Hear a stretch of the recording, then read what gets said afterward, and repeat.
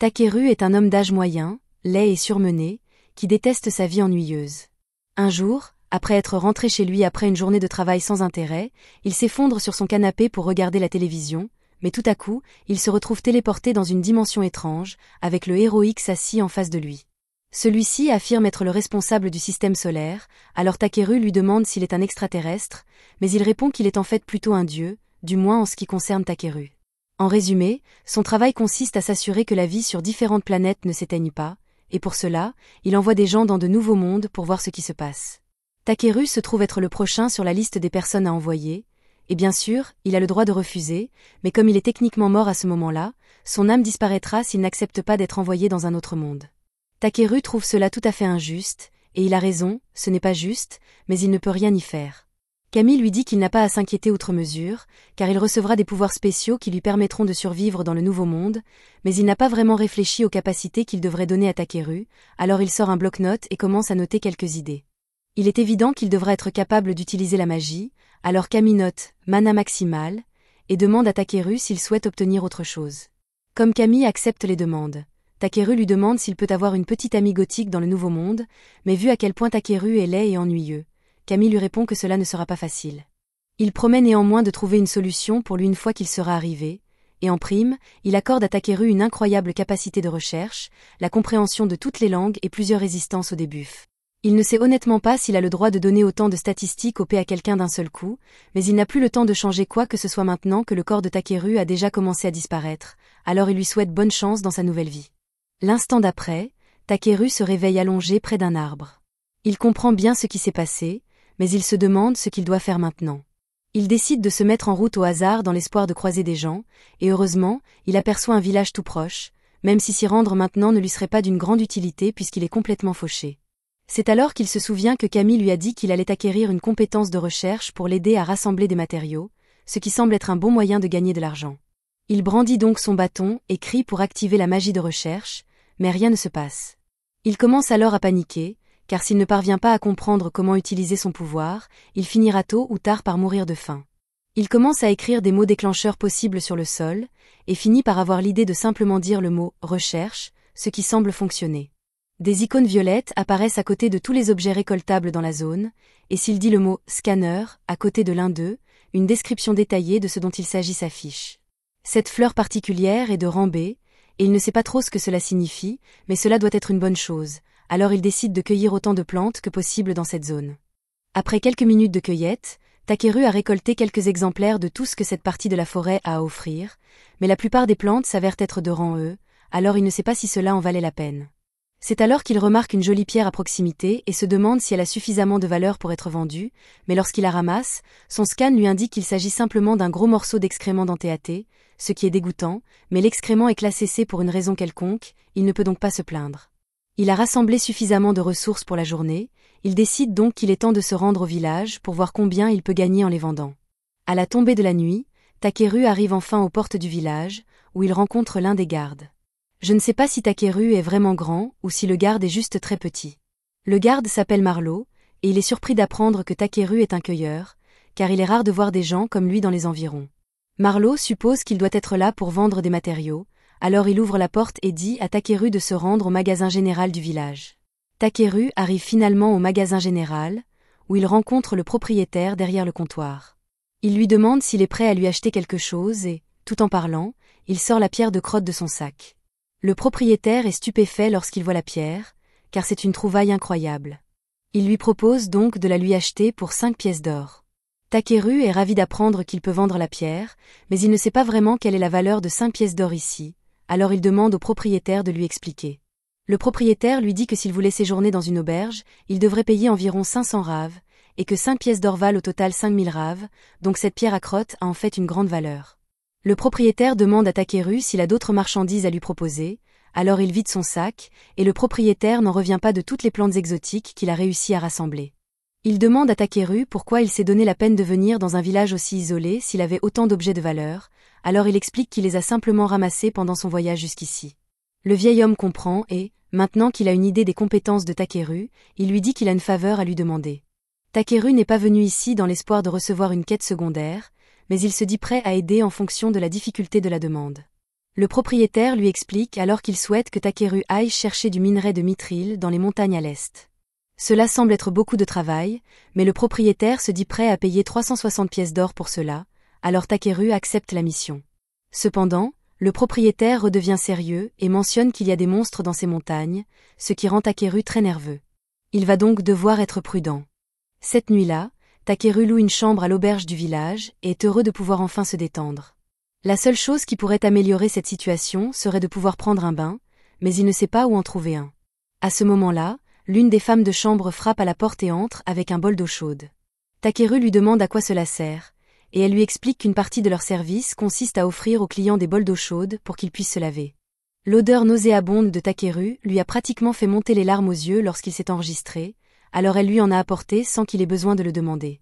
Takeru apprécie le geste, mais il dit qu'il préférerait prendre un vrai bain. Cependant, la jeune fille le regarde avec perplexité, car seuls les nobles et les riches peuvent se permettre de prendre des bains, et Takeru a l'air complètement fauché. Il tombe à genoux en réalisant qu'il ne pourra pas prendre de bain normalement dans ce monde, et la jeune fille voit qu'il est vraiment bouleversé de ne pas pouvoir se laver.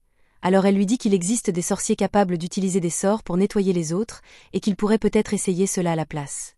Après l'avoir entendu mentionner les sorciers, Takeru se souvient que Kami lui a donné la capacité d'utiliser la magie, il devrait donc être capable d'utiliser un sort de nettoyage. Il est vraiment reconnaissant à la jeune fille pour son intuition, il lui donne donc un gros pourboire en guise de remerciement et la renvoie. Une fois qu'elle est partie, il tente d'utiliser la magie de nettoyage en criant le mot « nettoie », et cela fonctionne du premier coup. Cependant, sentir la magie se répandre sur tout son corps le fait émettre des sons étranges, et la jeune fille le prend probablement maintenant pour un excentrique. Le côté positif, c'est que le sort de nettoyage semble vraiment efficace, donc Takeru n'aura plus à s'inquiéter de sentir mauvais tout le temps, mais il aimerait tout de même pouvoir profiter d'un vrai bain. Le lendemain, Takeru part à la recherche de quelques objets supplémentaires à vendre lorsqu'il remarque un nouveau symbole grâce à sa compétence de recherche. Chaque symbole représente un type particulier de butin, il se demande donc ce que cela peut être, mais à sa grande horreur, lorsqu'il jette un œil, il trouve un squelette en décomposition sur le sol. Son scan lui apprend que ce pauvre type s'appelle Belria et qu'il doit être mort en combattant ici il y a quelque temps. Il s'approche pour inspecter le cadavre et trouve alors un médaillon avec une note dessus. La note était de la petite sœur de Belria, qui le remerciait essentiellement d'avoir travaillé si dur pour gagner de l'argent afin de soigner la maladie de leur père, mais plus que tout, elle voulait juste que son frère rentre sain et sauf à la maison, alors elle lui avait demandé de ne rien faire de trop dangereux, mais il n'avait clairement pas écouté son conseil. Takeru passe l'heure suivante à organiser les funérailles de Belria, puis, une fois celle-ci terminée, il dessine un cercle et jette un sort pour créer une barrière afin de pouvoir installer son campement. Le lendemain matin, Takeru s'enfonce davantage dans la forêt, jusqu'à arriver dans la forêt aux arbres blancs. Cet endroit est censé être rempli de monstres et effrayant comme tout, Takeru aurait donc préféré l'éviter, mais c'est le seul moyen pour lui d'atteindre la montagne orientale. Il jette un sort de lumière afin de bien voir et de pouvoir scruter les environs, mais il ne repère rien de très intéressant. Plus étrange encore, il ne voit aucun monstre dans les environs, alors que cet endroit est censé en regorger. Il ne s'interroge pas trop et décide de profiter de cette étrange absence de monstres pour traverser la forêt à toute vitesse. Cependant, alors qu'il courait, il finit par tomber directement du bord d'une falaise. Il n'y a aucune chance qu'il survive à une telle chute, alors il commence désespérément à réciter des formules magiques pour tenter de se sauver. Heureusement, lorsqu'il prononce le mot « voler », un sort de lévitation s'active, lui permettant d'atterrir en toute sécurité. Il est maintenant coincé au fond d'une caverne, mais il remarque une tonne de minerais dans les parois voisines. Il décide donc d'en profiter et commence à les extraire. Il trouve beaucoup de minerais précieux comme l'argent, mais toujours aucun signe de mithril. Il décide donc de s'enfoncer plus profondément dans les grottes. Après avoir marché un moment, son sens de la recherche l'alerte de la présence d'un minerai enfoui profondément dans les rochers, mais avant que Takeru ne puisse s'y rendre, il sent tout le réseau de grottes commencer à trembler. Il va donc devoir être prudent. Il utilise une explosion de feu contrôlée pour briser la roche, et par chance, il parvient à trouver du minerai de mithril, mais en quantité insuffisante. Le réseau de grottes se met soudain à trembler à nouveau, et Takeru commence à craindre que le plafond ne s'effondre. La chose la plus intelligente à faire serait de rentrer chez lui pour la journée et de revenir lorsqu'il sera certain que tout est sûr, mais, tel un plongeur spéléologue fanatique, il décide de continuer à s'enfoncer dans les profondeurs. Il finit par tomber sur une ouverture qui le mène à une magnifique nappe phréatique, et il est vraiment excité car l'eau est éblouissante. Il utilise son pouvoir pour l'analyser et, à sa grande surprise, il découvre qu'il s'agit d'une eau magique de dragon ancien de rang S, c'est la chose la plus précieuse qu'il ait jamais trouvée. même si la partie dragon ancien l'inquiète un peu, car il ne voudrait pas avoir à affronter l'un d'entre eux. À ce moment-là, alors que Takeru plonge ses mains dans l'eau, quelque chose d'énorme émerge de l'eau, et un instant plus tard, Takeru se retrouve face à face avec l'ancien dragon. Le dragon lui crie dessus pour avoir osé s'introduire dans son repère et dégage une pression mortelle pour intimider Takeru, mais celui-ci ne remarque rien d'anormal. Takeru se rend compte que c'est de sa faute s'il s'est introduit dans la demeure du dragon, alors il s'excuse sincèrement pour son erreur, mais cela prend le dragon au dépourvu, car il n'a jamais vu quelqu'un rester aussi calme en sa présence auparavant. Il prend Takeru en sympathie et lui demande s'il est vraiment un humain, car il possède une quantité anormalement élevée de mana. Il dit que la réserve de mana de Takeru pourrait même être supérieure à la sienne, mais Takeru n'a aucune idée de ce dont il parle. Le dragon s'appelle Voldia, et maintenant qu'il sait que Takeru possède une réserve de mana aussi importante, il a une faveur à lui demander. En gros, il veut que Takeru fasse éclore son œuf, car il n'a pas assez de mana pour le faire, et en récompense, il lui donnera un gros morceau de minerai de mithril. Takeru pense que cela semble assez facile à faire, alors il prend l'œuf et commence à y canaliser son mana, mais à mi-chemin, l'œuf commence soudainement à drainer tout son mana jusqu'à ce qu'il finisse par perdre connaissance. À son réveil, il trouve un petit bébé dragon assis devant lui et réalise que l'éclosion a été un succès. Voldia est heureux de voir que son enfant est enfin né, mais il demande ensuite à Takeru de l'emmener avec lui dans son voyage. Takeru lui demande s'il est sûr de sa décision, car il pensait que Voldia voudrait passer du temps avec son enfant, mais Voldia répond que Takeru est bien plus fort que lui et que son enfant sera mieux avec lui. Maintenant qu'il a du lait à acheter au fond de son lac, Voldia s'immerge et laisse Takeru s'occuper de Bi. Takeru et Bi finissent par sortir de la grotte, mais il fait presque nuit et il leur sera difficile de traverser la forêt une fois la nuit tombée. Ils décident que la meilleure chose à faire est de passer la nuit sur place et de poursuivre leur voyage le lendemain, et demandent donc à Bi de se préparer à installer le campement. Il commence par fouiller dans son sac de rangement et en sort un peu de l'eau magique qu'il a récupérée dans la grotte pour Bi. Cette eau magique est apparemment essentielle à la croissance d'un jeune dragon, c'est donc une bonne chose qu'il en ait récupéré autant. Après avoir bu sa première tasse, Bi en redemande à Takeru, mais lorsqu'il lui apporte une autre tasse d'eau, au lieu de la prendre, elle la repousse vers Takeru, l'encourageant à la boire à sa place. Takeru n'est pas particulièrement enthousiaste à l'idée de boire de l'eau dans laquelle un dragon se baigne depuis des siècles, mais il ne veut pas dire non à Bi, alors il avale le verre, et en fait, le goût n'est pas si mauvais. Il est maintenant temps pour Takeru d'installer le campement, alors il pose quelques pierres magiques pour créer une barrière protectrice. Techniquement, dans ce monde, les pierres magiques sont censées être une denrée extrêmement précieuse, mais il est capable de les fabriquer facilement en pensant très fort à un sort et en versant de la magie dans sa main. Celle-ci, par exemple, est une pierre magique chauffante, et Takeru prévoit de l'utiliser pour préparer le dîner de ce soir. Il la place donc dans la cheminée et commence à cuisiner. Il prépare un steak grillé et un ragoût de viande pour l'accompagner. Cela a toujours été son plat préféré, et il semble que Bi veuille aussi y goûter, car elle est pratiquement en train de baver partout. Takeru ne sait pas si c'est une bonne idée qu'un bébé dragon mange de la vraie nourriture alors qu'il est né il y a seulement 2 heures, mais il lui donne quand même un bol, et Bi se brûle rapidement les lèvres car elle ne savait pas que la soupe était si chaude. Takeru souffle un peu dessus pour la refroidir et la rend à Bi afin qu'elle puisse la goûter correctement, et elle adore le ragoût. Takeru est heureux de voir que Bi a autant apprécié sa cuisine, mais il se demande ce qu'elle pense du fait de devoir quitter Voldia. Bi regarde Takeru avec un air perplexe, car pourquoi Voldia lui manquerait-il alors qu'elle a Takeru à ses côtés? Pendant que Bi le serre dans ses bras, il utilise son pouvoir d'évaluation sur elle et est surpris de voir que Bi est déjà de rang B, même si elle est encore toute petite et mignonne. Elle possède également plusieurs dons qui semblent puissants, comme évolution illimitée, et elle finira donc forcément par devenir plus forte que lui, mais il tient à lui faire comprendre qu'il lui est absolument interdit de faire quoi que ce soit d'imprudent, ce qui est un bon conseil en principe, mais Bi ne l'écoute pas du tout. Le lendemain matin, Takeru remonte la falaise, et lorsqu'il arrive au sommet, il est surpris de voir que la forêt semble tout à fait normale. Il se demande ce qui a pu provoquer un changement aussi radical pendant la nuit, mais ce n'est pas son travail de comprendre ce genre de choses, alors il décide de laisser tomber. Comme il est là de toute façon, il se dit qu'il pourrait aussi bien faire un peu de cueillette, alors il utilise sa capacité de recherche pour scanner les ingrédients de Rance et à proximité, mais juste au moment où il s'apprête à les ramasser, Bi arrive en volant vers lui, paniqué, car il y a quelque chose d'effrayant dans la forêt. Takeru change la cible de son scan pour repérer les monstres hostiles dans la zone, et comme prévu, il localise une demi-douzaine d'ennemis qui se rapprochent d'eux.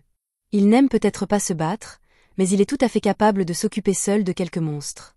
Tout à coup, un griffon de pierre apparaît derrière lui, mais comparé à Voldia, cela ne semble guère être un inconvénient, et il a même hâte de goûter la viande juteuse de l'oiseau une fois qu'il l'aura tué. Il lance un bouclier pour se protéger, puis conjure 3 aiguilles de glace avant de les lancer sur le monstre et de l'abattre d'un seul coup. Il se retourne ensuite pour faire face à la horde de loups qui se rapproche de lui. Pour les affronter, il jette un sort d'amélioration sur lui-même afin d'augmenter sa vitesse de déplacement, puis saute en l'air pour éviter l'attaque initiale des loups. Il jette ensuite un sort de durcissement sur ses mains et ses pieds et écrase un crâne dans sa descente avec un coup de pied circulaire. Il élimine ensuite les loups restants les uns après les autres, et lorsqu'il a terminé, il a récolté beaucoup de viande pour son prochain repas. Il est satisfait du butin qu'il a récolté lors de cette bataille, mais lorsqu'il lève les yeux, il se rend compte qu'il reste encore une tonne de monstres dehors, et s'il essaie de tous les combattre, il va rester coincé dans cette forêt pendant des semaines. Il aimerait pouvoir trouver un moyen de les éviter complètement, et alors qu'il dit cela, Bee attrape le dos de sa veste et commence à essayer de le tirer dans les airs. Takeru ne s'attendait pas à ce que cela fonctionne, car Bee est beaucoup plus petite que lui, mais il s'avère qu'elle est en fait assez forte, et elle parvient à le soulever dans les airs. Cependant, à ce rythme, il leur faudra 4 à 5 jours ouvrables pour sortir de cette forêt, alors Takeru décide de les aider en lançant un sort de réduction de poids sur lui-même. À la seconde où il le fait, Bee et lui s'envolent dans les airs, mais Bee n'est pas vraiment une pilote fiable, et à mi-chemin, elle lâche accidentellement Takeru, qui est projeté vers le sol. Il réussit miraculeusement à survivre à cette chute dévastatrice, et le bon côté des choses, c'est qu'il parvient à sortir de la forêt blanche en quelques minutes, donc la légère fracture de la hanche en valait vraiment la peine. Ils sont assez proches du village, mais Takeru ne veut pas prendre le risque de voler sur Bee, alors il décide de marcher à la place. En chemin, Bee commence à pointer du doigt le bâton dans la main de Takeru, lui demandant ce que c'est. Il lui répond qu'il s'agit apparemment d'une branche de l'arbre Drizzle, qui se trouvait dans le sac que le dieu lui a donné, et il décide de la sortir et de la pointer vers des objets pour voir ce qui se passe. Bee semble comprendre quelque chose à propos du bâton, alors elle souffle un nuage de magie dessus, réveillant la véritable forme du bâton. Takeru n'a aucune idée de comment ni pourquoi cela a fonctionné, mais avant qu'il ne puisse comprendre, il entend soudainement un grognement puissant provenant de la forêt, alors il se prépare immédiatement à se battre. À ce moment-là, Bee s'envole seul dans la forêt, alors Takeru est obligé de la poursuivre jusqu'à ce qu'il trouve finalement une elfe appuyée contre un arbre. Takeru se précipite pour l'aider, craignant qu'elle ait été blessée par un monstre, mais la jeune fille lui dit qu'elle n'est pas blessée, qu'elle a juste très faim. Elle n'a rien mangé ni bu depuis 3 jours et elle est sur le point de mourir de faim, alors elle supplie Takeru de lui donner une partie de ses provisions. Il ne peut pas la laisser ainsi, alors il fouille dans son sac et lui donne de l'eau, ainsi que le déjeuner qu'il avait préparé pour lui-même plus tôt. Les yeux de la jeune fille s'illuminent dès qu'elle voit la nourriture, et elle ne perd pas de temps pour tout engloutir en quelques secondes, mais maintenant qu'elle n'a plus faim, Takeru a quelques questions à lui poser. Tout d'abord, il se demande comment elle a pu mourir de faim ici pendant 3 jours, alors que la ville la plus proche n'est qu'à une journée de marche. La jeune fille avoue qu'elle était pressée et qu'elle s'est perdue en venant ici, mais même dans ce cas, il est normal d'emporter avec soi au moins quelques jours de provisions. Or, elle n'a littéralement rien emporté. La jeune fille est un peu gênée et essaie de trouver une bonne excuse, mais elle se rapproche beaucoup trop de Takeru et dès qu'il la sent, il se rend compte qu'elle empeste. La jeune fille tente de se défendre en lui disant que ce n'est pas sa faute, car elle a dû camper ici pendant des jours sans provisions, mais cela ne change rien au fait qu'elle sent le fumier à présent. La jeune fille se lève et dit à Takeru que même si elle lui est reconnaissante de l'avoir sauvée, elle trouve qu'il a été extrêmement grossier de dire qu'elle sentait mauvais, même si c'était vrai. Elle s'enfuit alors pour poursuivre son voyage, mais elle n'a pas demandé son chemin et n'a toujours pas de provisions, il pense donc qu'elle n'ira pas très loin, mais ce n'est pas son problème, alors il continue à retourner en ville avec Bee. Ils finissent par sortir de la forêt, et le long de la route, Bee remarque un carrosse qui approche, alors il s'arrête pour parler au conducteur. L'homme remarque son bâton et demande à Takeru s'il est sorcier, mais même s'il pourrait certainement l'être s'il le voulait, Takeru préfère s'en tenir à des emplois paisibles, alors il répond à l'homme qu'il n'est qu'un cueilleur qui se trouve avoir un bâton. L'homme lui demande alors ce qu'il fait ici, et Takeru lui explique qu'il se rend au village de Tormi. L'homme est surpris d'apprendre qu'il s'y rend à pied, car le trajet est assez long, mais Takeru n'a pas vraiment le choix. Le conducteur lui propose de le ramener au village s'il le souhaite, et Takeru apprécie le geste, mais il est assez grand et craint de prendre trop de place dans la calèche. Cependant, l'homme et sa famille déjà à bord lui disent qu'il n'y a pas de quoi s'inquiéter, alors il passe par l'arrière et monte à bord. Takeru a récemment remarqué que depuis son arrivée dans ce monde, les enfants semblent naturellement l'apprécier. Il ne sait pas trop pourquoi, mais cela lui facilite les choses, car si les enfants l'aiment bien, la plupart des adultes seront également gentils avec lui. Il les remercie une fois de plus de l'avoir pris en stop, mais ils lui répondent que ce n'est pas grave, car à Tormi, tout le monde s'entraide en cas de besoin. Takeru apprécie leur générosité, mais il trouve qu'ils sont un peu trop confiants, car il aurait très bien pu être un bandit. Cependant, ils lui disent qu'ils savaient qu'il n'était pas un bandit, car s'il avait été une mauvaise personne, cette cloche aurait sonné et il ne lui aurait jamais proposé de le conduire. Takeru est étonné que des cloches puissent être enchantées avec des pierres magiques pour détecter si quelqu'un est mauvais ou non, et il se demande s'il pourra fabriquer quelque chose de similaire plus tard. À ce moment-là, Yunnan remarque un bruit étrange provenant de la veste de Takeru, alors elle lui demande ce que c'est, et il est obligé de lui expliquer qu'il a en fait amené un monstre rare avec lui. Il s'attendait à ce que la famille panique un peu à l'évocation d'un monstre, mais ils lui disent qu'il est en fait tout à fait normal que des aventuriers gardent des monstres comme animaux de compagnie de temps en temps, donc cela ne les dérange pas. Dans ce cas, Takeru n'a plus aucune raison de cacher Bee, alors il lui dit qu'elle peut sortir, mais qu'elle ferait mieux de ne mordre personne. Lorsque les enfants voient Bee, ils sont tous les deux subjugués par sa beauté, mais Elisa et Paulin sont davantage impressionnés par le fait que Takeru ait réussi à apprivoiser un bébé dragon.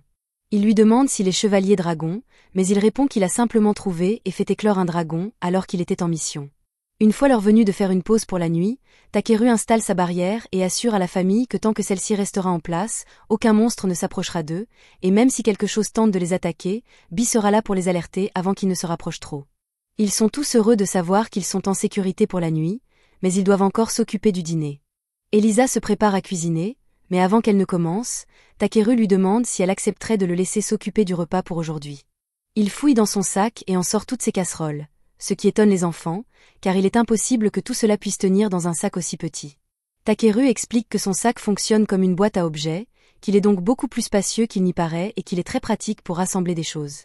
Une fois que Takeru a fini de cuisiner, tout le monde se met à table et tous sont ravis de la saveur de son repas, en particulier Paulin, qui en avait assez de manger tout le temps de la viande séchée.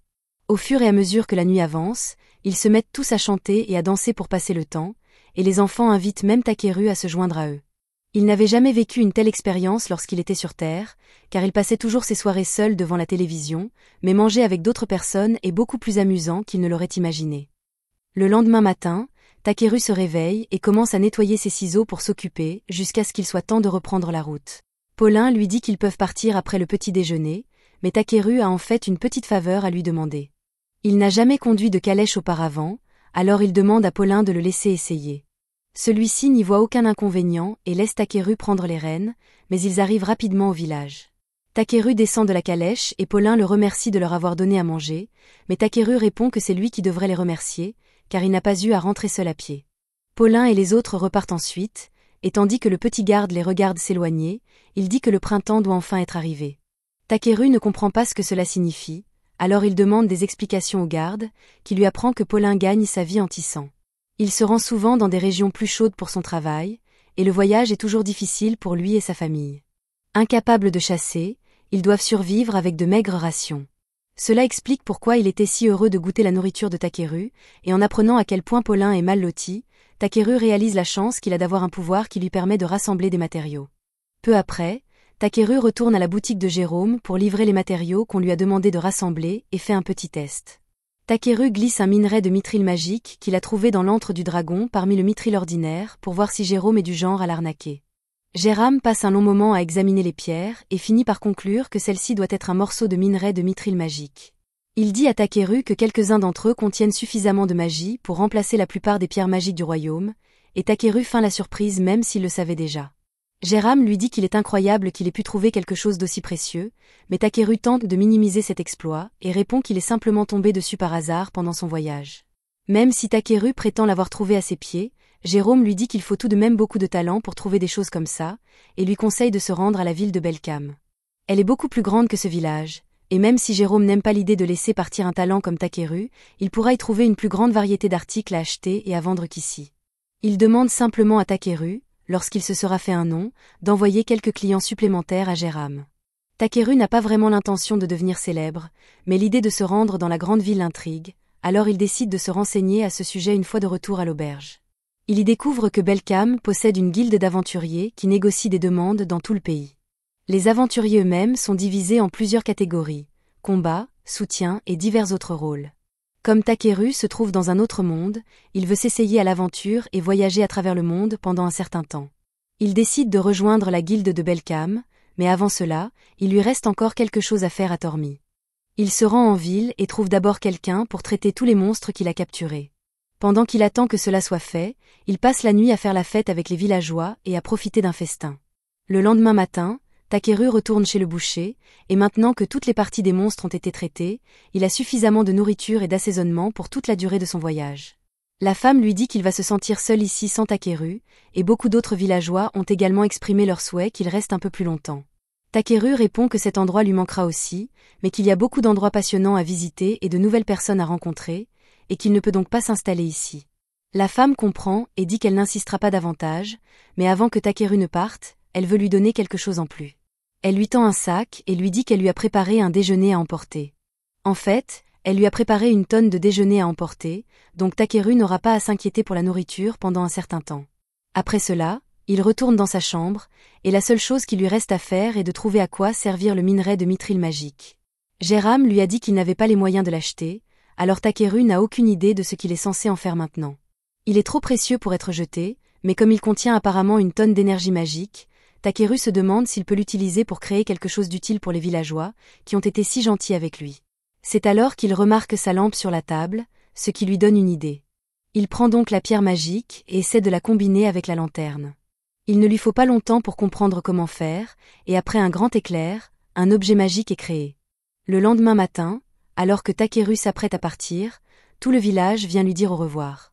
Takeru les remercie pour tout ce qu'ils ont fait pour lui et, pour leur montrer sa gratitude, il leur a fabriqué ceci. Il explique à tout le monde qu'il s'agit d'un objet magique qui créera une barrière autour du village afin d'empêcher toute personne mal intentionnée d'y pénétrer. Bien que tous lui soient reconnaissants pour sa gentillesse, il se demande s'il est vraiment acceptable pour eux d'accepter quelque chose d'aussi précieux. Takeru leur répond que ce n'est pas grave, car c'est le moins qu'ils puissent faire pour les remercier. De plus, il voulait s'assurer que le village serait toujours intact au cas où il reviendrait leur rendre visite. Jérôme est un peu curieux de savoir ce qui alimente l'appareil, alors il jette un œil à l'intérieur, et comme prévu, il trouve la pierre magique, qui vaut une petite fortune. Il s'apprête à dire qu'ils ne peuvent vraiment pas accepter un cadeau aussi coûteux, mais Takeru a déjà franchi la porte pendant qu'il parlait, il n'y a donc plus moyen de le lui rendre maintenant. Alors que Takeru marche en direction de Belcam, il prend un moment pour profiter du paysage paisible. Cependant, cette paix ne dure pas longtemps, car il rencontre bientôt un crabe géant au milieu de la route. Une fois le choc initial passé, Takeru examine les statistiques du crabe, qui n'ont rien de remarquable, mais dès qu'il constate que le crabe est comestible, il décide que Bi et lui mangeront des fruits de mer pour le dîner. Takeru se lance un sort d'amélioration en prévision du combat. Avant qu'il n'ait pu faire quoi que ce soit, Bi s'envole soudainement et frappe le crabe d'un cri sonique qui l'assomme. Takeru est impressionné, car il ne savait pas que Bi était capable d'une telle chose, mais le combat n'est pas encore terminé, car deux autres crabes apparaissent soudainement. Takeru pense qu'il est en sécurité au milieu de la route, car les crabes ne peuvent se déplacer que latéralement, mais il se trompe lourdement, car ces crabes sont capables d'avancer très rapidement. Ils l'encerclent tous les deux, et Takeru est sur le point d'être écrasé, mais avant que les crabes ne se rapprochent, Bi tire Takeru dans les airs, les amenant à s'écraser l'un contre l'autre. Takeru remercie Bi pour sa réactivité, mais le combat n'est pas encore terminé, car le premier crabe vient de reprendre conscience et charge Takeru sans réfléchir. Il invoque donc son bâton et frappe le crabe en plein dans les airs, le tuant enfin. Maintenant que tous les crabes ont été vaincus, il est temps pour Takeru de commencer à les préparer. Il utilise d'abord son pouvoir de durcissement sur son bras pour le transformer en couteau de fortune, puis il se met au travail et coupe toutes les pinces et les pattes. Quelques minutes plus tard, il a préparé tous les membres pour la cuisson, alors il sort une marmite géante et les y met tous. Ne lui demandez pas où il a trouvé cette marmite géante. Il ajoute de l'eau et beaucoup de sel, et après quelques heures de cuisson, la chair de crabe est enfin prête. Bi et lui se jettent dessus. Ils adorent tous les deux le goût de la chair de crabe, alors Takeru prévoit désormais d'éliminer et de manger autant de monstres que possible afin de pouvoir goûter toutes sortes de plats délicieux. Quelques jours plus tard, Takeru et Bi arrivent aux portes de la ville de Belcam, et il est émerveillé par la magnificence des remparts de la forteresse. Il remarque qu'il y a une longue file d'attente à la porte où se déroulent les inspections, alors il s'avance pour rejoindre la file, mais avant que son tour n'arrive, il décide de dissimuler son sac magique, car il serait malvenu que les gardes découvrent qu'il dispose d'un espace de stockage infini. Une fois son tour venu, Takeru est convoqué dans une pièce séparée pour rencontrer les gardes. Tandis que l'un d'eux fouille ses affaires, l'autre lui demande ce qu'il vient faire à Belcam.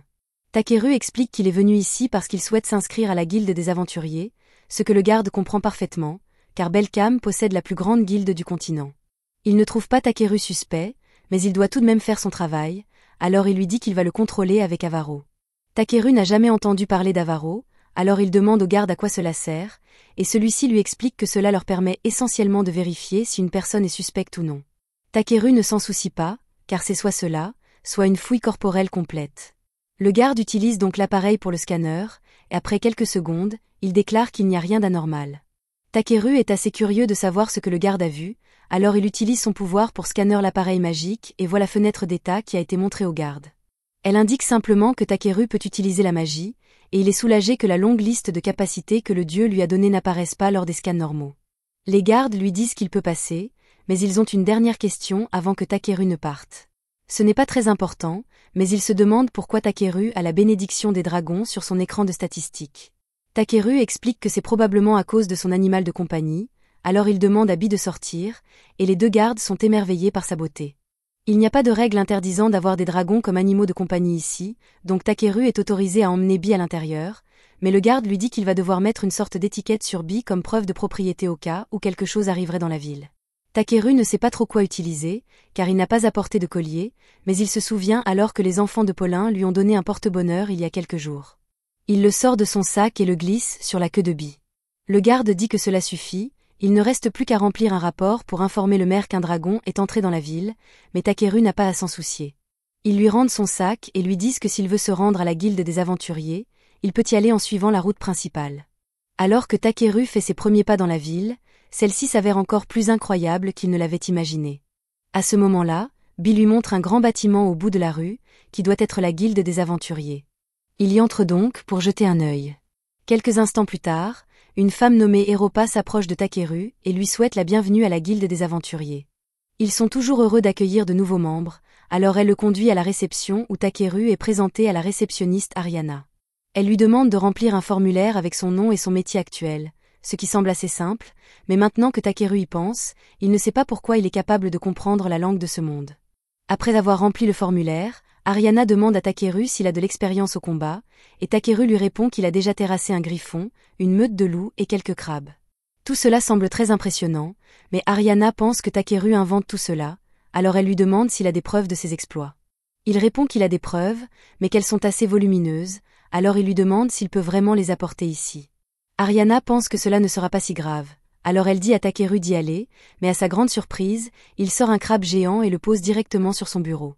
Le poids du crabe écrase instantanément le bureau d'Ariana, et Takeru se rend compte qu'il a peut-être fait une erreur, mais pour sa défense, il avait prévenu que ce serait gros.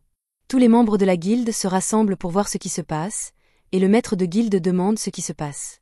Takeru répond qu'il voulait juste montrer son crabe à Ariana, ce que le maître de guilde comprend, mais il se méfie du fait que Takeru possède une boîte à objets et lui demande où il l'a trouvée.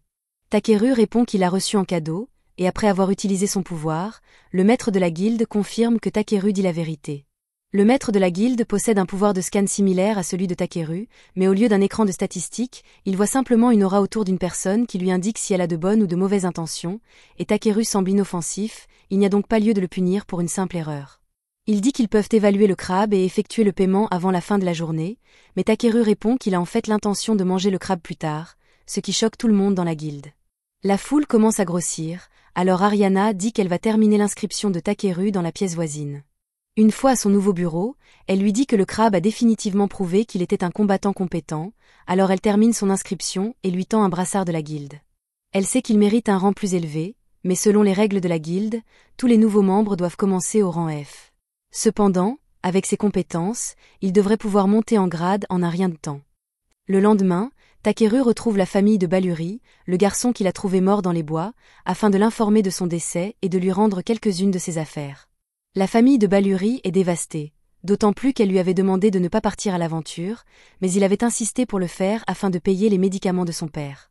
Takeru voit bien que le père est toujours très malade et qu'il souffre de la perte de son fils, alors il veut faire quelque chose pour aider. Il se rend ensuite à la guilde pour vendre un tas d'herbes, et le commis est ravi de voir la taille impressionnante des champignons et des feuilles. À ce moment-là, Ariana arrive au coin de la rue à la recherche de Takeru, et il semble qu'il soit devenu très populaire en ville ces derniers temps, car une tonne d'offres d'emploi ont été publiées à son nom. Takeru est heureux d'apprendre que les gens ont une si bonne opinion de lui, mais il n'a pas assez de temps pour accepter tous ces emplois, alors il lui dit qu'il n'en prendra que quelques-uns pour l'instant. Après cela, Takeru se rend au bain public pour prendre un long bain relaxant, et quelques instants plus tard, Clé entre à son tour et s'installe juste à côté de Takeru. Takeru est surpris de le voir ici, car il ne vient généralement pas à cette heure-là, mais il dit qu'il semble qu'il va bientôt pleuvoir et qu'il voulait donc prendre un bain rapide avant. Quoi qu'il en soit, Puisque Takeru est là, Clay lui demande s'il sait utiliser la magie de guérison, car des rumeurs circulent selon lesquelles il aurait soigné gratuitement un homme malade dans les bidonvilles il y a quelque temps. Takeru admet que c'est vrai, et Clay est surpris d'entendre cela, car la plupart des guérisseurs demandent des honoraires très élevés. Maintenant que Takeru y pense, il craint que les guérisseurs qui font payer leurs services lui en veuillent de leur faire concurrence, mais le fait que ce soit la seule préoccupation de Takeru ici fait rire Clay. Il encourage Takeru à passer le test d'évaluation de rang afin qu'il puisse monter en grade, mais celui-ci répond qu'il n'en a pas vraiment envie, car il est satisfait de la situation actuelle.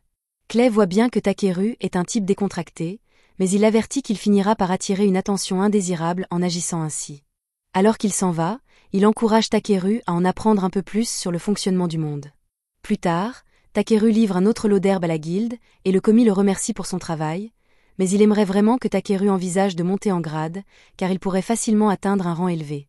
Takeru répète qu'il est heureux là où il est et qu'il n'a pas l'intention de dépasser le rang F. À ce moment-là, une grande agitation éclate dans la guilde, car une horde de gobelins a été aperçue près de la ville. Le maître de guilde ordonne immédiatement à tous les aventuriers de rang D et supérieur de se préparer au combat. Il demande ensuite à la réceptionniste s'il y a des aventuriers de rang à disponibles pour se joindre au combat, mais malheureusement, la plupart d'entre eux sont déjà en mission, et le seul aventurier de rang à restant est Clay. Le maître de guilde est soulagé de savoir qu'ils auront au moins le soutien de l'honorable roi dragon, et il demande à Musli d'aller informer Clay de la situation immédiatement. Takeru assiste à toute la scène, et même s'il pourrait probablement vaincre à lui seul toute l'armée des gobelins, il n'est que de rang F, donc il se moque bien d'apporter son aide. Cependant, le maître de guilde est bien conscient de ce que Takeru essaie de faire, alors il le prend à part et lui dit qu'il participera à la mission, qu'il le veuille ou non. Peu de temps après, une fois tous les aventuriers rassemblés, le maître de guilde leur explique le déroulement de l'opération. Les lignes de front se trouvent dans les plaines méridionales de Stavlau et les gobelins vont probablement se diriger directement vers Belcam à partir de là. Ils ne peuvent pas laisser les gobelins franchir les remparts de la ville, alors le maître de guilde leur demande d'intercepter les gobelins à la rivière Zawi. Tout le monde semble enthousiaste à l'idée de défendre la ville, mais Takeru n'a vraiment pas envie d'être là.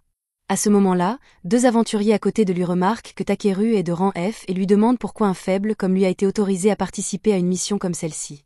Le maître de guilde s'approche alors, explique qu'il ne sait pas exactement pourquoi, mais que tous les membres de son personnel n'ont cessé de faire l'éloge de Takeru, et qu'il a donc pensé que ce serait une bonne idée de l'emmener avec eux.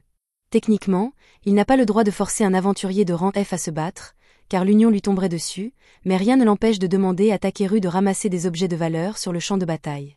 Le maître de guilde s'éloigne alors, et Musli s'excuse auprès de Takeru car elle ne comprend pas pourquoi le maître de guilde obligerait un membre de rang F à participer à un combat, mais quoi qu'il en soit, elle promet de faire de son mieux pour le soutenir sur le terrain.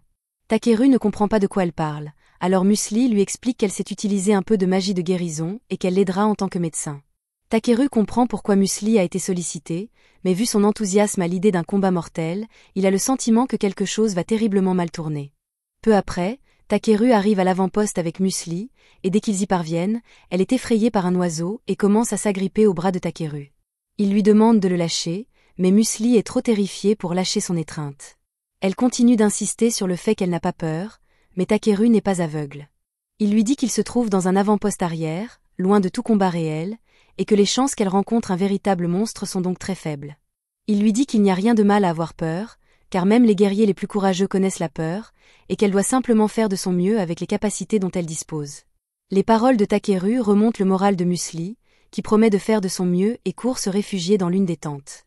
Quelques instants plus tard, Clay sort et trouve amusant que Takeru vienne de faire un discours sur l'importance de se battre, alors qu'il avait tout fait pour éviter de venir sur le champ de bataille plus tôt. Takeru voit l'ironie dans ses propos, mais il répond qu'il n'aime tout simplement pas s'impliquer inutilement dans des problèmes. En parlant d'éviter les combats, Takeru est surpris de voir Clay à l'arrière, car il pensait qu'il serait en première ligne avec les autres. Clay admet que certaines vieilles blessures ont recommencé à le faire souffrir, et que son corps ne fonctionne donc pas aussi bien que d'habitude. Takeru lui demande s'il parle des cicatrices qu'il a vues sur son dos lorsqu'ils étaient au bain public. Clay se fige un instant, s'attendant à ce que Takeru le méprise pour avoir des cicatrices aussi honteuses, mais celui-ci ne voit pas où est le problème. Clay explique que les cicatrices dans le dos sont une tache sur la fierté d'un guerrier, car elles signifient que vous avez été blessé en fuyant un adversaire, mais Takeru ne pense pas qu'il y ait quoi que ce soit de honteux à cela. On voit bien que Clay a reçu ses cicatrices en essayant de protéger quelqu'un, et même s'il a été gravement blessé, il a quand même réussi à survivre, c'est donc quelque chose dont il devrait être fier. À ce moment-là, les deux hommes entendent le grondement sourd de centaines de pas qui se rapprochent. Clay se rend compte que la formation défensive du maître de guilde sur la ligne de front a dû être percée et que l'ennemi approche, ils doivent donc se préparer au combat. Clay attrape une lance et dit à Takeru qu'il part à leur rencontre. Même si ses cicatrices lui causent encore beaucoup de douleur, il jure qu'il protégera Takeru même si son corps doit en souffrir. Takeru tente de convaincre Clay qu'il n'a vraiment pas besoin de faire cela, mais celui-ci est déjà loin. Il regarde alors vers la tente et voit Musli en train de soigner l'aventurier blessé. La voir faire tant d'efforts malgré sa peur, même alors que l'ennemi approche, le fait se sentir coupable d'avoir voulu choisir la facilité. Ici et maintenant, il décide de faire tout ce qui est en son pouvoir pour s'assurer que tout le monde rentre sain et sauf. Alors il jette un sort pour créer une barrière autour de l'avant-poste afin de protéger Musli et les autres guérisseurs, puis se dirige vers le front pour affronter les gobelins. Sur le front, les aventuriers se battent tous pour leur vie afin de tenir les gobelins à distance, mais à ce rythme, ce n'est qu'une question de temps avant que les gobelins n'envahissent la ville.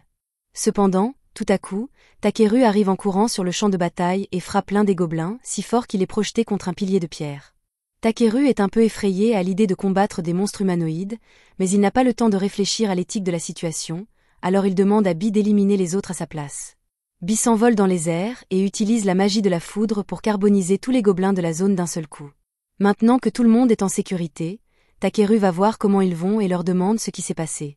Diego explique que leur formation tenait bien au début, mais qu'à un moment donné, un sergent gobelin de haut rang est apparu et que les choses ont rapidement dégénéré.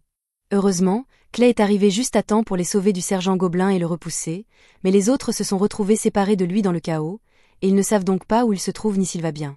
Takeru part à la recherche de Clay, et près de la forêt, nous le voyons se battre pour sa vie, encerclé par des gobelins. Il parvient à en éliminer quelques-uns avec sa lance, mais ses blessures sont encore très douloureuses et la douleur le met à genoux. Les gobelins tentent alors de profiter de la situation et le poignardent dans le dos. Cependant, avant qu'il n'ait pu le faire, Takeru vient à la rescousse de Clay et les électrocute à mort. Clay est choqué de voir Takeru et lui dit de partir car c'est dangereux ici, mais Takari lui rappelle que c'est lui qui est gravement blessé et qu'il ne devrait pas se pousser autant. À ce moment-là, les deux hommes entendent le sergent gobelin s'approcher. Ils se jettent sur eux, mais Takeru et Clay parviennent à l'esquiver à temps. La solution la plus sûre serait de battre en retraite, mais ils n'ont aucune chance de distancer le sergent gobelin. Malgré la douleur incroyable qu'il ressent à cet instant, Clay se met en position de combat et dit qu'il retiendra le gobelin assez longtemps pour permettre à Takeru de s'enfuir. Car quoi qu'il arrive, il refuse de laisser son ami mourir dans un endroit pareil. Takeru est touché par la détermination de Clay, alors il lui demande si les cicatrices sur son dos ont une valeur sentimentale pour lui. Clay trouve cette question étrange au milieu d'un combat, car ces cicatrices ne font que lui rappeler ses échecs passés, et il les déteste de tout son cœur. Takeru en déduit qu'il ne verrait pas d'inconvénient à ce qu'elles soient effacées, et avant que Clay n'ait le temps de lui demander de quoi il parle, Takeru fouille dans son sac et asperge Clay avec un peu d'eau magique de Voldus. Il jette ensuite un sort de guérison totale sur Clay pour faire disparaître ses cicatrices, mais cela pourrait avoir eu des effets secondaires indésirables, car si les cicatrices ont disparu, cela a également forcé Clay à évoluer et à devenir noir.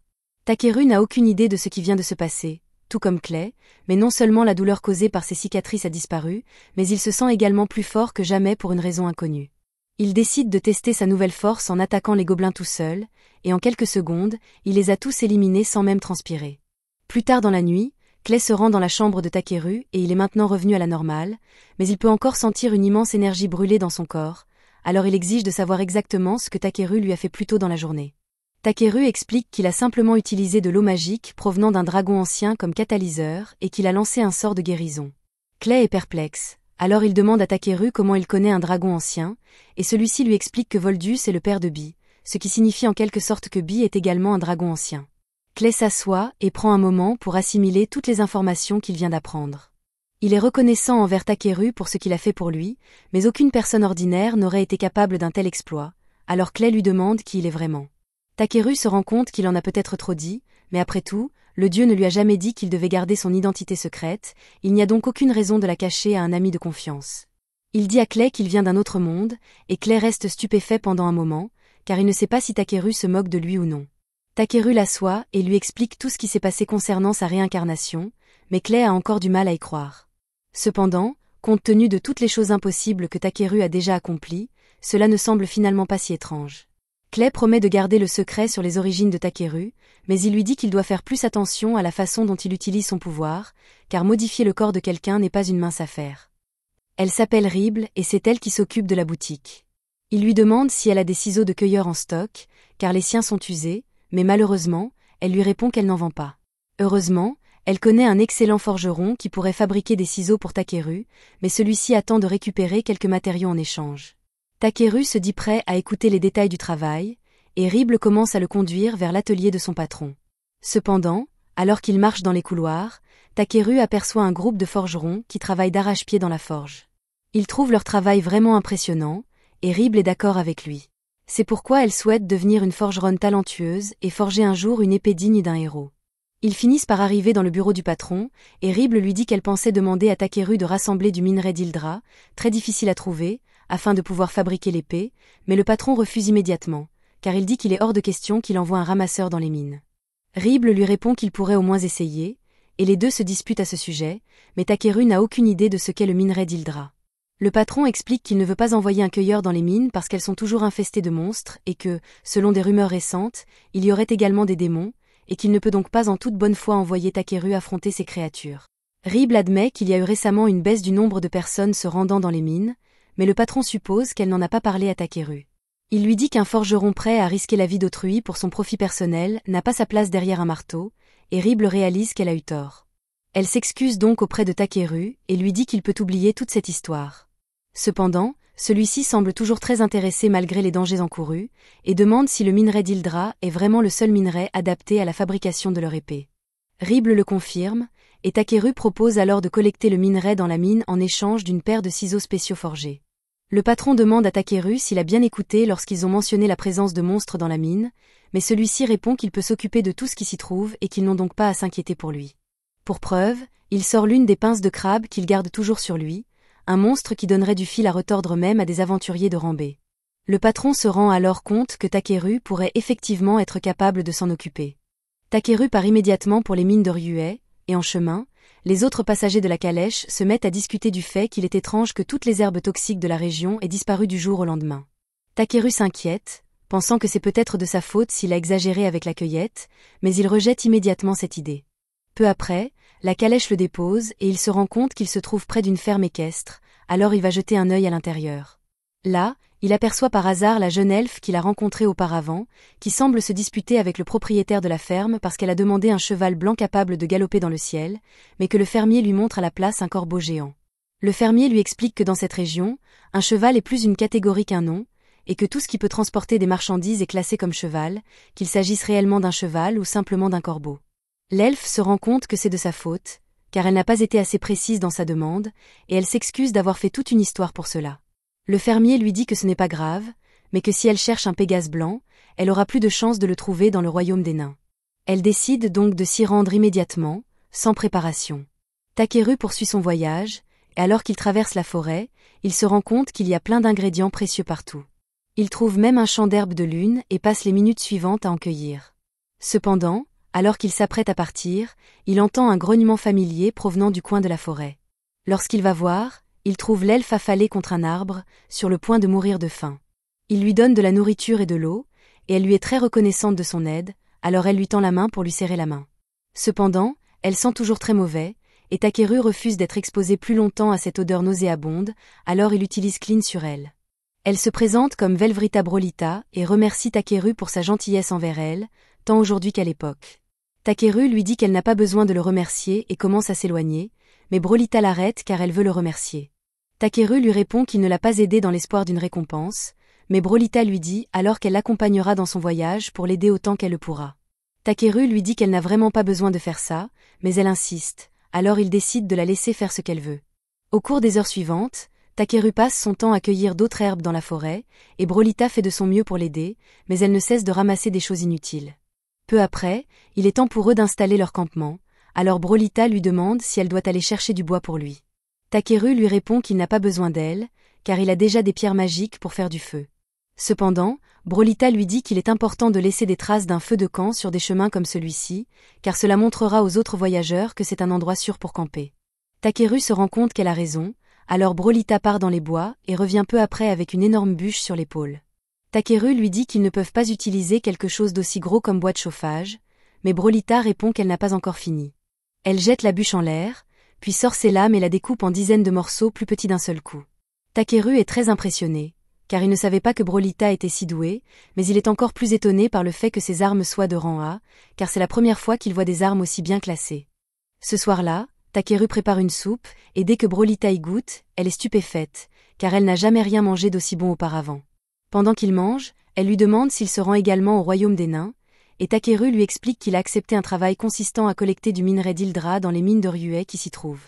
Quant à Brolita, elle dit qu'elle voyage à la recherche d'un Pégase blanc, car c'est le plus grand souhait de sa sœur et elle veut le voir se réaliser.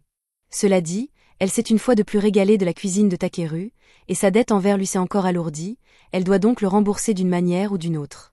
Dans ce cas, Takeru lui demande s'il peut l'engager comme garde du corps, car il y a beaucoup de choses qu'il ne connaît pas encore dans le domaine de l'aventure. Elle lui répond qu'elle serait ravie d'être sa garde du corps, et pour la première fois, Takeru remarque que lorsqu'elle n'est pas sur le point de mourir de faim, Brolita est en fait très jolie. Cependant, cette nuit-là, il ne dort presque pas, car Bee et Brolita ronflent beaucoup trop fort. Le lendemain, ils poursuivent leur voyage jusqu'à ce qu'ils aperçoivent le royaume nain de l'autre côté de la rivière. Une fois arrivés, ils se rendent immédiatement dans une taverne pour déguster des spécialités locales. On leur sert de la viande enveloppée dans des jupes, une spécialité naine, et dès que Takeru y goûte, il adore le goût. Brolita dit que c'est aussi bon que son ami le lui avait dit, et Takeru lui demande de quel ami il s'agit. Elle lui répond qu'il s'agit d'un homme lézard qu'elle connaît. Il dit que c'est une coïncidence, car il connaît lui aussi un homme lézard, qui est d'ailleurs assis juste derrière lui depuis le début. Takeru est surpris de voir Clay ici, et Clay lui demande pourquoi il a quitté la ville sans même le prévenir. Il explique toute la situation à Clay, qui comprend, mais le rang de Takeru est encore trop bas pour accepter officiellement un travail comme celui de collecter du minerai d'Ildra dans les mines, il ne pourra donc pas le signaler à la guilde pour évaluation. Il demande à Takeru s'il en tire au moins une bonne récompense, et celui-ci explique que Grusa a accepté de lui fabriquer une superbe paire de ciseaux en échange du minerai. Clay ne sait pas quoi dire, car ce n'est pas du tout un échange équitable, mais Takeru insiste sur le fait qu'une bonne paire de ciseaux est essentielle pour un collecteur. Si Takeru est vraiment d'accord pour ne recevoir qu'une paire de ciseaux, alors Clay n'a aucune raison d'essayer de le convaincre du contraire, mais il dit qu'il aimerait accompagner Takeru dans sa mission. Il avait de toute façon l'intention de se rendre bientôt en ville pour faire réparer sa lance, alors il dit à Takeru de considérer cela comme un petit détour. Avant que Takeru n'ait le temps de refuser l'offre, Brolita intervient soudainement et dit que Clay pourrait également devenir le garde du corps de Takeru. Il semble donc qu'il va devoir rester avec eux pendant un certain temps. Le lendemain matin, ils se rendent tous à l'entrée de la ville de Vosrol, où une longue file d'attente s'est formée. Il semble donc qu'ils devront patienter un certain temps avant de pouvoir entrer. Cependant, Takeru remarque alors que Clay discute avec les gardes, et quelques minutes plus tard, ils sont autorisés à passer devant tout le monde et à entrer directement, car Clay est très connu. Une fois à l'intérieur, le garde informe Clay que le roi souhaite le recevoir en audience. Takeru est surpris, car il ignorait que Clay connaissait le roi du royaume des nains.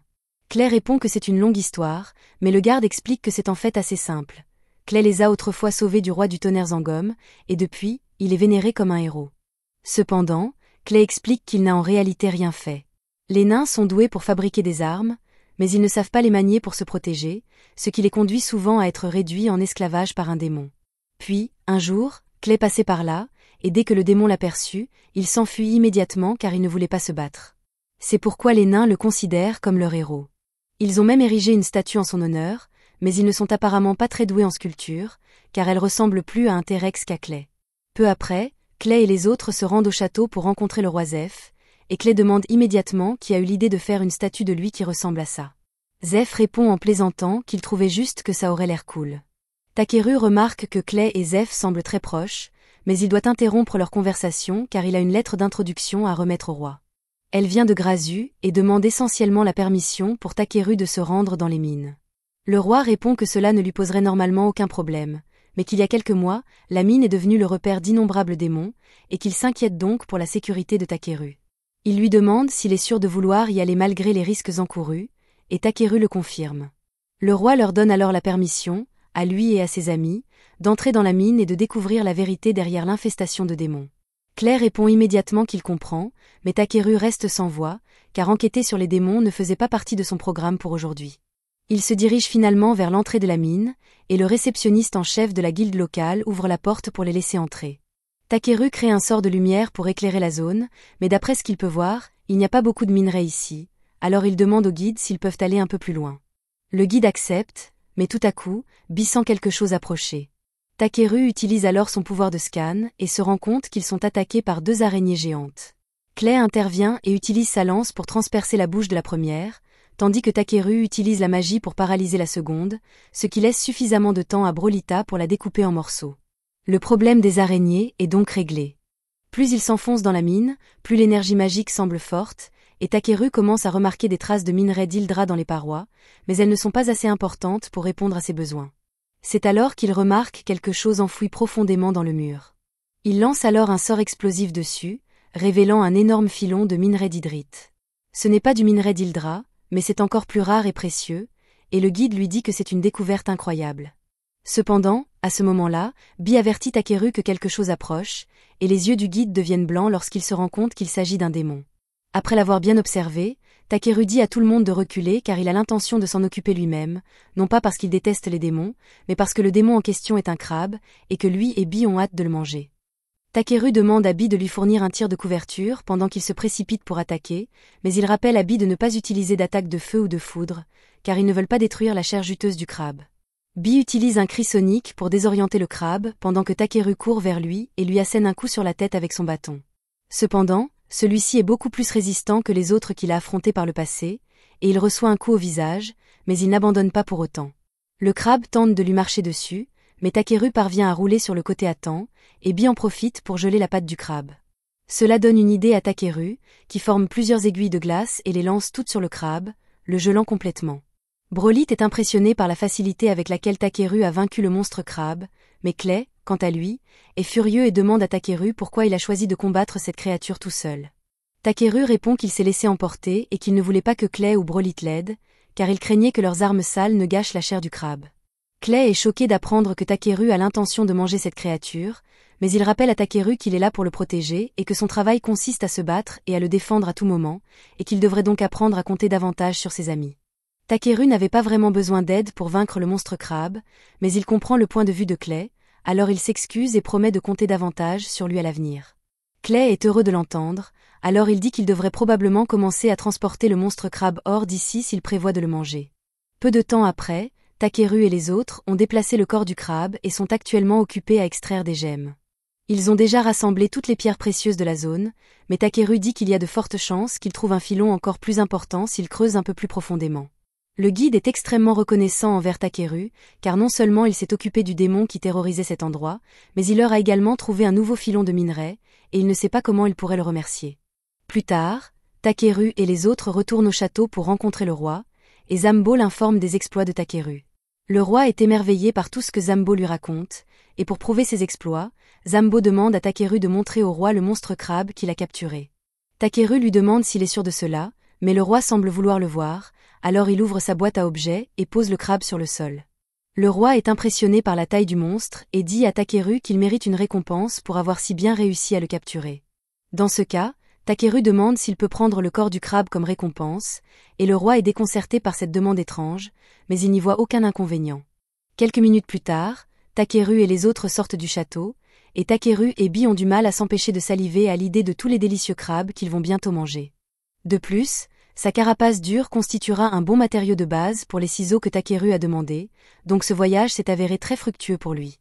Pour couronner le tout, le lendemain, le roi prépare un Pégase blanc pour Brolit en guise de récompense, car il a entendu dire qu'elle en cherchait un, mais maintenant que j'y pense, elle n'a pas vraiment fait grand-chose pendant son séjour ici.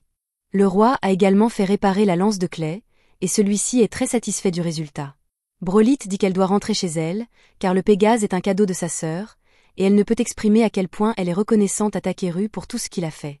Il essaie de lui dire que ce n'est pas grave, mais elle insiste pour trouver un moyen de le remercier, même si cela lui prend le reste de sa vie. Plus tard, Takeru et Clay retournent à la guilde, et il est accueilli par Ariana dès qu'il entre. Elle est heureuse de le voir de retour, mais elle est surprise de voir Clay avec lui, alors elle leur demande s'ils ont formé un groupe ensemble ou quelque chose comme ça. Takeru s'apprête à lui dire qu'ils se sont simplement croisés par hasard, mais Clay l'interrompt et dit qu'ils ont effectivement formé un groupe. Ariana est ravie d'apprendre cela, et avant que Takeru n'ait pu lui dire qu'il n'avait en fait pas formé de groupe, elle est déjà partie en courant pour informer le maître de la guilde. Takeru se tourne alors vers Clay et lui demande pourquoi il a dit une chose pareille, mais Clay répond qu'il n'y a pas de mal à cela. De plus, il sait déjà très bien que Takeru n'est pas un humain ordinaire et qu'il a tendance à s'attirer des ennuis, donc Clay pense que ce serait une bonne idée de garder un œil sur lui. Même si Takeru n'aime pas qu'on lui impose quoi que ce soit, il admet que l'idée d'avoir Clay comme coéquipier n'est peut-être pas si mauvaise. Les deux hommes s'assoient donc pour discuter et finissent par se mettre d'accord pour former le groupe Black Azure Dragon. Ensuite, Takeru se rend à la forge pour livrer les matériaux qu'il a rassemblés, et dès que le patron voit toute l'hydrite pure que Takeru a récoltée, il reste sans voix. Takeru commence à s'inquiéter, pensant que quelque chose ne va pas, car il pensait que l'hydrite pure serait préférable au minerai d'Hydra ordinaire, mais maintenant, il n'en est plus si sûr. Il leur demande s'ils peuvent terminer le projet qu'ils ont prévu en utilisant le minerai d'hydrite, et Rib et Gazu versent tous deux des larmes de joie, car ils n'auraient jamais pensé mettre la main sur de l'hydrite aussi pure. Takeru est heureux de voir qu'il semble satisfait de ce qu'il leur a apporté, même s'il ne s'attendait pas à ce qu'il soit aussi ému. Une fois que Rib et Gazu ont cessé de pleurer, ils se tournent vers Takeru et lui disent que, bien qu'ils lui soient reconnaissants, avec autant de pierres, ils n'ont pas assez d'argent pour le payer à la hauteur de la valeur de l'hydrite qu'il leur a apporté. Cependant, Takeru leur dit qu'ils n'ont pas à s'inquiéter de le payer, car tout ce qu'il veut, c'est une paire de ciseaux personnalisés qu'il sera le seul à pouvoir utiliser, mais avant cela, il souhaite qu'ils prennent cette hydrite et l'utilisent pour fabriquer la meilleure épée qui soit afin de remporter le concours de fabrication d'épées. Un demi-mois plus tard, Takeru est à la taverne en train de savourer une bonne chope de bière quand, tout à coup, il est interrompu par Wade. Wade lui dit qu'une personne importante le cherche et qu'elle a laissé cette lettre à Takeru pour lui demander de la rencontrer. Clay jette un œil à la lettre et reconnaît l'emblème de la maison de Luzelvac. Wade explique que la lettre provient du seigneur de ce territoire, et Takeru n'aime pas trop cette idée, car cela semble être une source de tracas. Il commence à réfléchir à des moyens de se dérober, mais Wade lui assure que même si le seigneur en question est un noble, il n'est pas désagréable, et qu'il ne devrait donc y avoir aucun problème à ce que Takeru le rencontre. Takeru se fie à la parole de Wade et ouvre la lettre pour voir ce qu'elle contient. Il s'agit d'une invitation officielle adressée à Takeru et Clay à se rendre au manoir du Seigneur afin qu'ils puissent leur rendre hommage. Clay est surpris de voir son nom également mentionné dans la lettre, mais Wade lui explique que le Seigneur a probablement entendu parler du groupe formé par Takeru et Clay et qu'il a voulu les inviter tous les deux. L'idée de recevoir des honneurs semble séduisante, mais Takeru a le sentiment qu'il s'agit simplement d'un prétexte pour le faire venir. Clay est d'accord et dit qu'il est probable que le Seigneur veuille simplement voir Bee, car il est rare d'apercevoir un bébé dragon, mais cela inquiète Takeru, car il ne veut pas risquer que le Seigneur lui enlève Bee. Wade le rassure en lui disant que le Seigneur n'est pas ce genre de personne et qu'il n'a de toute façon pas le pouvoir de saisir l'animal de compagnie de quelqu'un. Takeru a toujours des réserves, mais il finit par accepter la rencontre. Lui et Clay montent donc dans la calèche du noble et se dirigent vers le manoir. Pendant le trajet, Takeru remarque que beaucoup de gens semblent les regarder, mais Clay lui explique que c'est normal, car il est rare que quelqu'un soit convoqué au manoir du Seigneur. Takeru demande pourquoi, et Clay lui explique que si le Seigneur décide de vous soutenir, toute votre carrière d'aventurier s'en trouve améliorée, et que presque tous les aventuriers rêvent d'une telle opportunité. En arrivant au manoir, Takeru est impressionné par la grandeur du bâtiment. À la porte d'entrée, ils sont présentés à Raymond, le majordome en chef du manoir. Il les conduit à l'intérieur du bâtiment et, juste après l'entrée, Takeru découvre une rangée de servantes alignées pour l'accueillir. Il est fasciné par l'organisation parfaite qui règne ici. Alors qu'il se dirige vers l'escalier, un homme passe par là, mais au lieu de saluer les invités, il leur jette un regard de travers et fait comme s'il n'existait pas. Takeru décide de l'ignorer, car ce manque de respect ne le dérange pas vraiment, mais un instant plus tard, une petite fille descend les escaliers en courant et commence à exiger qu'il lui remette Bee, car elle le veut. Takeru lui répond froidement que cela n'arrivera pas, et la fille semble sincèrement choquée que Takeru ne veuille pas lui donner son animal de compagnie. Elle commence à expliquer que les dragons sont des créatures nobles et qu'à ce titre, elle est la seule à mériter d'avoir Bee, mais elle parle comme si elle avait répété un script. Pendant qu'elle parle, Takeru jette un œil à sa fenêtre de statistiques. Il découvre qu'elle s'appelle Tiari et qu'elle est la fille du Seigneur, mais elle ne semble pas être une mauvaise personne, alors il s'agenouille et lui demande pourquoi elle pense mériter Bee. Tiari devient un peu nerveuse et explique que Bernard lui a dit que tous les aventuriers sont des voyous et que si on leur dit quoi faire, ils seront obligés d'obéir. Cela explique en grande partie le comportement de Tiari, et il se rend compte que Bernard doit lui remplir la tête de bêtises, mais il n'a aucune idée de qui il s'agit. Pour l'instant, il explique à Tiari que Bee fait partie de sa famille, et qu'il n'y a rien au monde qui pourrait le pousser à abandonner Bee. Après avoir entendu Takeru dire que Bee faisait partie de sa famille, elle comprend enfin que lui demander de lui remettre Bee revient à lui demander d'abandonner sa famille, et elle n'accepterait jamais cela. Takeru lui demande pourquoi elle voulait tant un dragon, et Tiari explique qu'elle voulait le montrer à sa mère, car c'est l'un de ses plus grands souhaits, mais y penser la rend triste.